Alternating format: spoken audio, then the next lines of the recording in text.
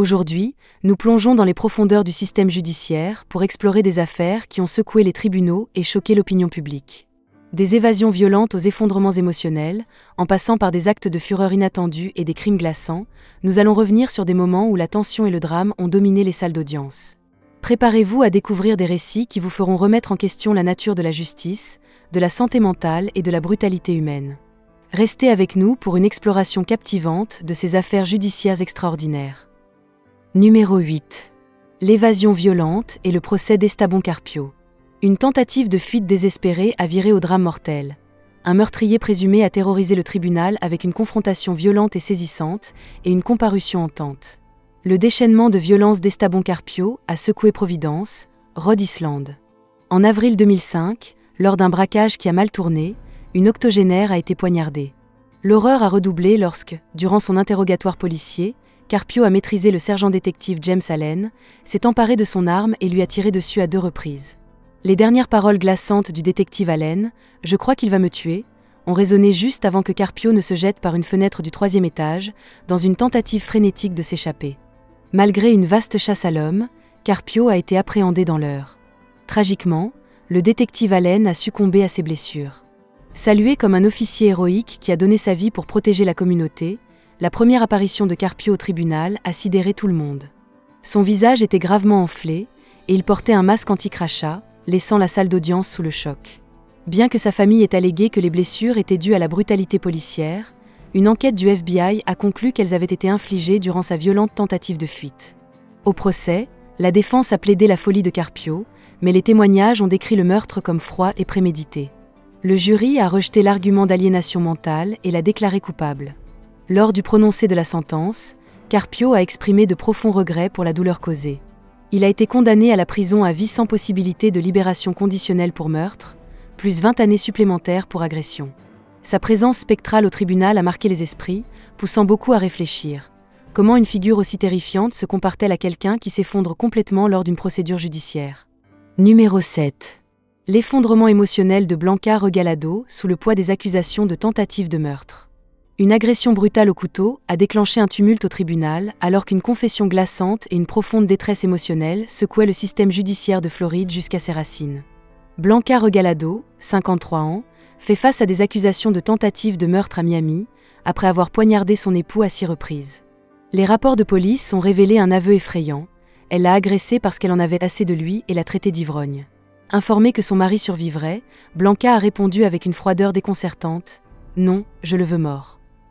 Lors de son audience de cautionnement, le juge a énuméré les graves chefs d'accusation et a refusé la caution. À cet instant précis, Blanca a perdu tout contrôle, s'effondrant en sanglots et clamant que son mari lui avait cassé la jambe et qu'elle avait besoin d'un fauteuil roulant. Malgré ses supplications émouvantes, le juge est resté inflexible et Blanca a été escortée hors de la salle d'audience. De retour le lendemain, Blanca est apparue plus sereine mais visiblement ébranlée et contrite. Son avocat a plaidé pour l'octroi de la caution, soulignant que la caution habituelle pour de telles accusations était de $10 000. Cependant, le juge a de nouveau refusé la caution et a ordonné son retour en détention. Le comportement instable de Blanca et son admission glaçante soulignent la sombre réalité des affaires de violence domestique. La position ferme du juge met en évidence la gravité du crime et les limites de la compassion lorsqu'une vie a été si brutalement menacée. Cette affaire sert de rappel brutal de la rapidité avec laquelle les tensions domestiques peuvent dégénérer en tragédie et des défis ardus auxquels les tribunaux sont confrontés lorsque les émotions brutes se heurtent à la justice. Numéro 6.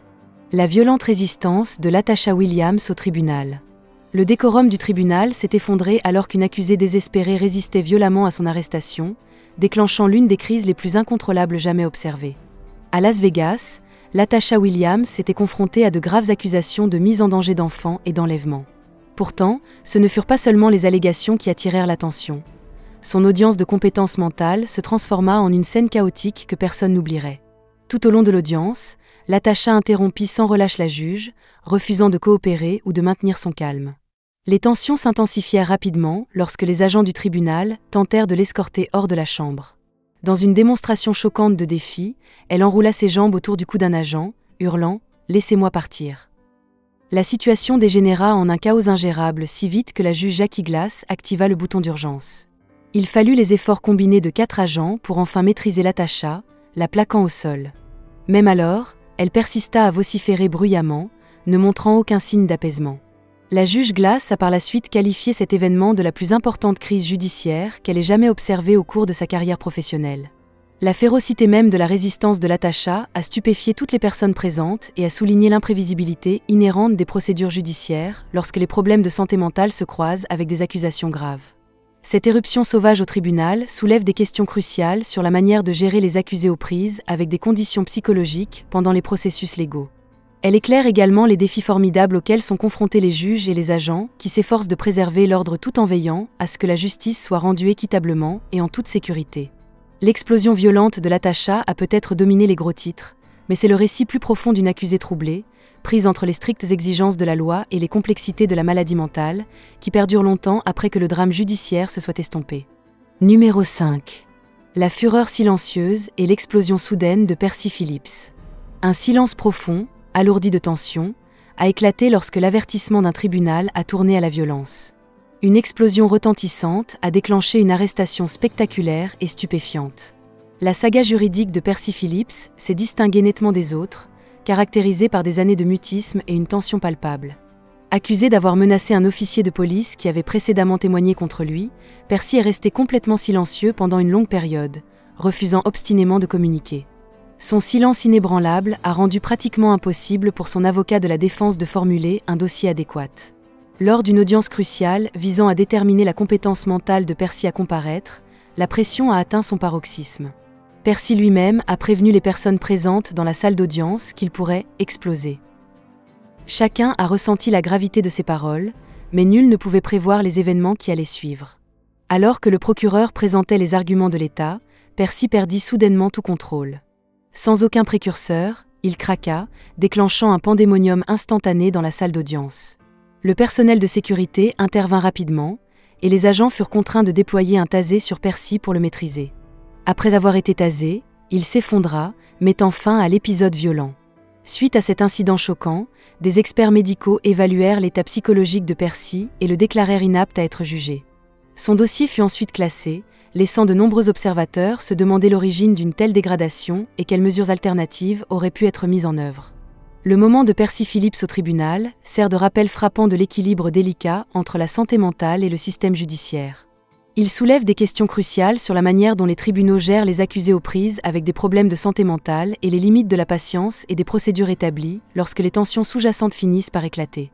Cet épisode intensément chargé et explosif au tribunal laissa une impression indélébile sur toutes les personnes impliquées, modifiant à jamais les perceptions des audiences de compétence et de la sécurité des salles d'audience. Numéro 4. L'affaire d'homicide étrange et tragique de Joseph Merino. Une attaque choquante le jour de la Saint-Valentin a culminé en tragédie. Des images de surveillance et des recherches en ligne glaçantes ont mis en lumière une bataille de garde tordue qui a viré au mortel. Joseph Merino a été inculpé de meurtre au second degré suite à une agression brutale de son ex-petite amie Elitran le jour de la Saint-Valentin 2017 à Virginia Beach. Les caméras de surveillance ont capturé l'arrivée d'Ellie chez elle vers 20h, seulement pour qu'elle soit prise en embuscade par Merino, qui lui a perforé la jambe avec une seringue. Terrifiée, Ellie a tenté de le poursuivre, mais a rapidement succombé à la panique et s'est réfugiée à l'intérieur. Tragiquement, elle est décédée plus tard à l'hôpital des suites de ses blessures.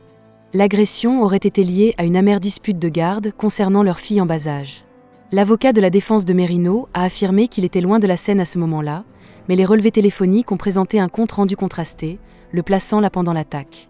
Aggravant les soupçons, Merino avait effectué des recherches Google alarmantes concernant le cyanure dans les jours précédant l'incident. Lors de la sentence, Merino stupéfia une fois de plus la salle d'audience. Il fut amené en fauteuil roulant, écumant de la bouche, se convulsant de manière incontrôlable et totalement incapable de parler.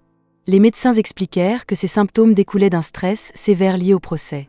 Suite à un bref ajournement pour évaluer son état, Merino fut condamné à la prison à vie pour son crime. Cette affaire souligne de manière frappante les répercussions tragiques des conflits domestiques qui dégénèrent en violence et l'impératif pour la justice de peser à la fois les preuves empiriques et les allégations de détresse mentale et physique. Les actions de Merino ont éteint la vie d'une jeune femme et ont brisé une famille, servant de sombre rappel du potentiel destructeur qui se cache derrière les disputes de garde. Numéro 3. Le règne de terreur d'Anthony Bu, incendie criminel et coups de couteau. Il a incendié une église historique, agressé des voisins au couteau et proféré des menaces de mort. Voici comment un homme a terrifié toute une ville du New Hampshire. Anthony Bu, 29 ans, a déclenché un terrifiant torrent d'agression et de dévastation dans une communauté du New Hampshire, laissant ses habitants profondément ébranlés. Sa fureur a commencé par l'incinération de l'historique première église baptiste, infligeant des dégâts catastrophiques estimés à plus de 2 millions de dollars. Ce n'était pas un acte aléatoire. Bu semblait animé par une profonde animosité. Moins d'une heure plus tard, il a allumé un autre brasier dans une résidence voisine.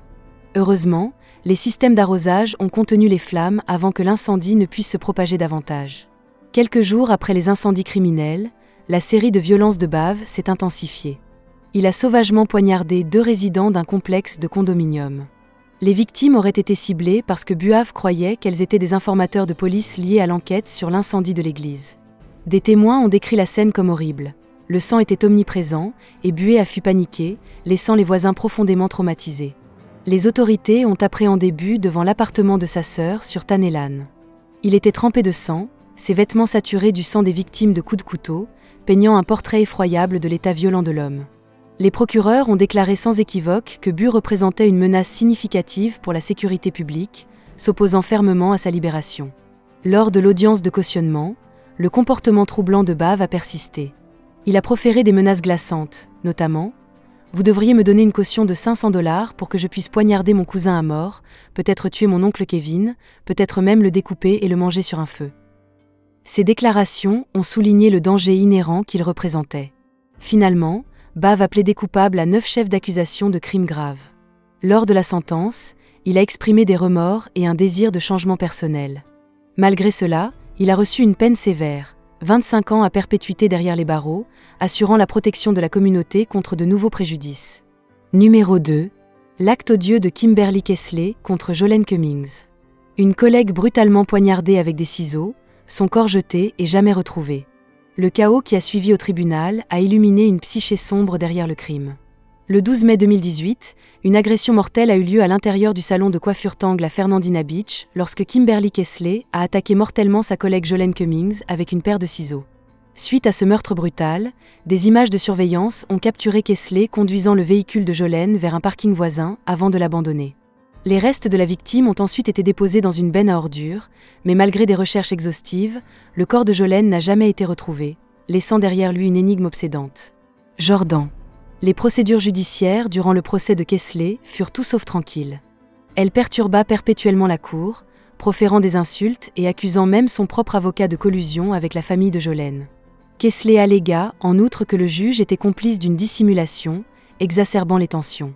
De plus, des rapports d'agents correctionnels détaillèrent des comportements profondément dérangeants durant son incarcération, y compris des menaces de violence et des actes bizarres tels que presser ses seins contre les fenêtres. La mère de Jolene pensait que Kesley tentait de subvertir le système juridique en feignant l'incompétence mentale, tandis que l'ex-mari de Kesley la caractérisait comme une femme perturbée qui prenait plaisir à manipuler son entourage. Lorsque le verdict fut rendu, Kesley refusa d'assister à son audience de condamnation, mais le tribunal la condamna néanmoins à la prison à vie sans libération conditionnelle pour le meurtre de Jolene Cummings. Le shérif du comté de Nassau exprima par la suite de glaçantes appréhensions, suggérant que Kesley pourrait être liée à d'autres homicides non résolus, la qualifiant de pure incarnation du mal. Cette affaire demeure un exemple troublant d'un crime violent, entremêlé à des troubles judiciaires et à des mystères non résolus persistants. Numéro 1. La violente série de crimes et les explosions au tribunal de Bryce Road. 3 individus étaient accusés de meurtres odieux. Les étonnantes éruptions d'un homme au tribunal ont révélé un mépris glaçant pour les victimes et le tissu même de la justice.